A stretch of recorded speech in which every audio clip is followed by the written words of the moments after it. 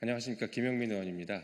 지금부터 조희대 탄핵안에 대한 기자회견을 시작하도록 하겠습니다. 조희대 대법원장은 더 이상 사법의 최고 책임자로 남아있을 자격이 없습니다. 조희대 대법원장의 위헌 위법 행위에 책임을 묻기 위해서 저는 탄핵안을 준비했습니다. 더 이상 미룰 수 없는 과제입니다. 철저한 내란 청산을 위해 책임 있게 우리는 조희대 대법원장을 탄핵해야 합니다. 지금 내란 청산의 마지막 관문이 대법원에 있습니다. 내란 속의 윤석열부터 한덕수 전 총리를 비롯한 내란 혐의자 사건들이 줄줄이 대법원을 향하고 있습니다. 12.3 내란을 단죄할 모든 재판의 종착지가 바로 대법원입니다. 그리고 그 대법원을 이끄는 사람이 조희대 대법원장입니다. 대법원장은 누구보다 엄격하게 정치적 중립을 지키고 재판의 공정성으로 국민의 신뢰를 지켜야 합니다. 그러나 조희대 대법원장은 그 신뢰를 스스로 무너뜨렸습니다.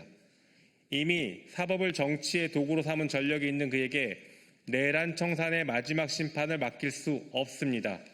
이것이 바로 우리가 조희대 대법원장을 탄핵해야 하는 이유입니다. 오늘 준비한 조희대 탄핵소추안에 담긴 사유는 크게 세 가지입니다. 첫째, 조희대 대법원장은 사법권으로 대통령 선거에 개입했습니다. 지난 대통령 선거 직전 대법원은 당시 유력 야당 후보의 공직선거법 사건을 전례 없는 속도로 처리했습니다.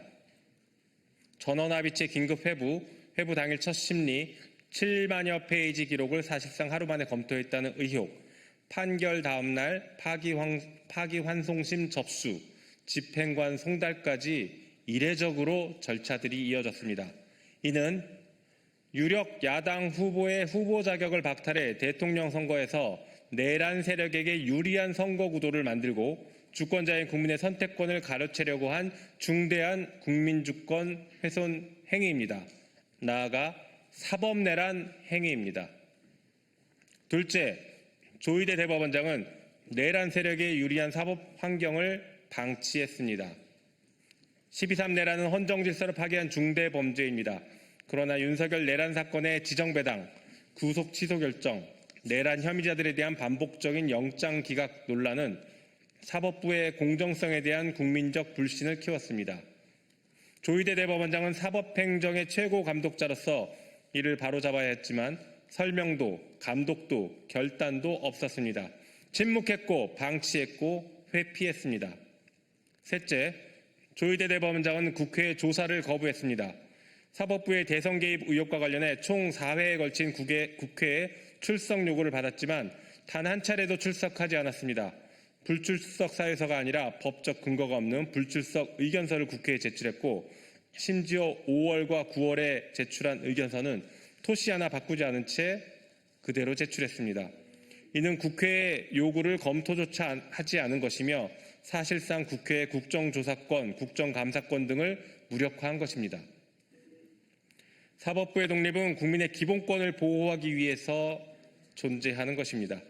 책임 회피의 방패가 될 수 없습니다. 조희대 대법원장의 행위는 국민주권주의, 공정한 재판을 받을 권리, 선거의 공정성, 국회의 국정조사권, 삼권분립이라는 헌법의 핵심 가치를 정면으로 침해했습니다. 조희대 대법원장을 직무에 계속 두는 것은 사법권의 선거 개입과 내란 재판에 대한 불신, 국회 조사 거부를 용인하는 잘못된 선례를 남기는 것입니다.